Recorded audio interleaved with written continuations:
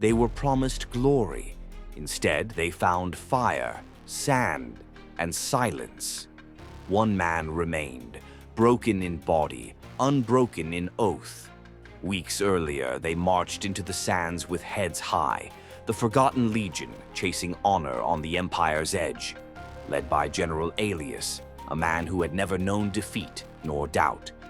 The first omen, a village swallowed by silence and sand. Not a soul left breathing. Shadows moved in the sand. They chased whispers, but found only wind. By firelight they sat, men of steel grown silent, as if the desert itself listened. Aelius whispered strategy beneath the stars. But fate had written a different plan. Morning brought only absence, and a trail of shields swallowed by the dunes. They found only steel, cracked, bent, and still warm from the kill. The desert rose in fury. It screamed in tongues no Roman could translate. When silence returned, so had hunger, thirst, and the smell of a dying march. The rations thinned, but not their orders. They were to march or die where they stood. Fear turned inward. One of their own chose the unknown over command. A lesson was given, loyalty carved into bone. The legion stood, but it no longer stood united. By moonlight, whispers of revolt crawled through camp, louder than any desert wind. And then, the sand gave birth to ghosts, riders without banners, eyes black with intent. Steel met sand, shields rose, and the Forgotten Legion prepared to be remembered. The desert howled with fury, men screamed, blood fed the sand. Aelius charged, not toward victory, but toward memory, toward the echo of Rome. Honor bound them, even when formations shattered. They died for banners, not breath. The raiders vanished like mirages, and the legion, bloodied, found breath in their dust. They counted their dead by torchlight, names spoken like prayers lost to sand. Aelius dug with bare hands, not as a general, but as a father to the nameless. Their camp became a fortress of fire, not to keep others out, but their fear within. To Marcellus, Aelius confessed the truth. There would be no rescue. Retreat? Not while the eagle still stood. Not while breath remained in Roman lungs. One rider, one scroll, one last plea to a city too distant to hear. But the desert kept its secrets. No message would escape the sands. He knew the silence meant death. And so he prepared, not for victory, but for legend.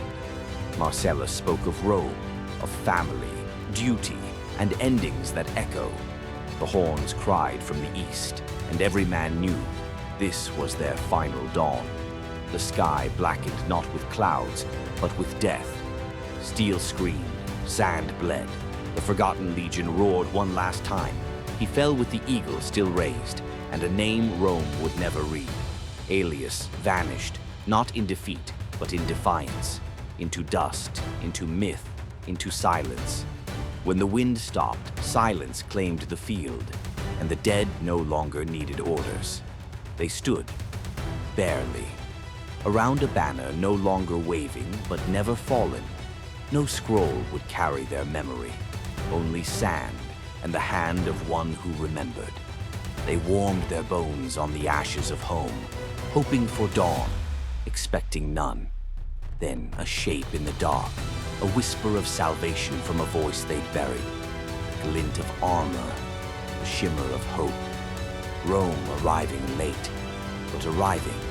They knelt not in worship, but in exhaustion, in disbelief that they were no longer alone. No one found Aelius, only his blade, still warm, still waiting. They were saved, but not whole. The eagle never fell, and neither did they. They found the graves, not dug by slaves or scribes, but by a general who remembered every name. One scroll, one truth. What the desert tried to bury, the survivors brought home. Rome had to decide, to remember its sons or erase their sacrifice in silence. No parade, no triumph, just a stone in sand where valor turned to legend. Their sons trained not in glory, but in silence, in the shadow of men who stood and vanished. And from the ashes the tale lived on, not as orders, but as warnings. I was only 16. I carried their memory, and I remember everything. Not in museums, not in triumphs, but here, in the quiet corner of a home. They became legend, painted, recited, reimagined, but never fully known. This land was once blood-soaked. Now it grows figs and memories.